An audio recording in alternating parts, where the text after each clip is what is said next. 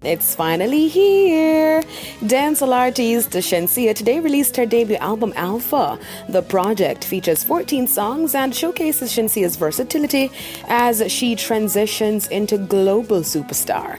Alpha features songs like Target, Can't Anymore, Lying If I Call It Love, Hangover, Bouncy, Egocentric, as well as the previously released Deserve It, Are You Dat, Blessed, and Lick. The album also has a star-studded lineup of international acts including Beenie Man, Sean Paul, Megan Thee Stallion, Tyga, Offset, and 21 Savage.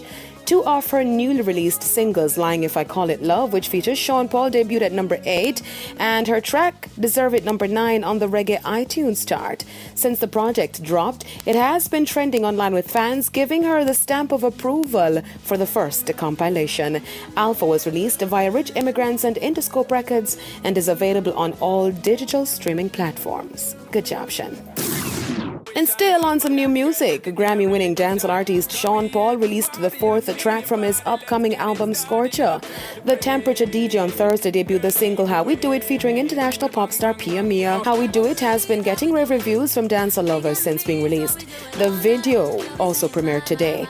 The track notably serves as a reunion since Sean Paul appeared on the remix of Pia Mia's Hot 2 years ago.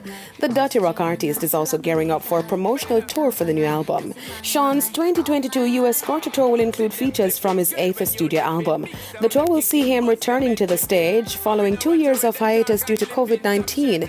He is eager and excited to reconnect with fans live and in person. Dates have already been set for May and April with stops in Massachusetts, New York, Nevada, and California.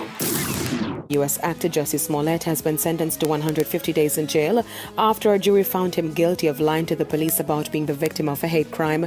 The former Empire star was found guilty in December of 5 charges of felony disorderly conduct after making false reports about a hoax attack. The sentence also includes 30 months of probation and $145,000 in restitution and fees.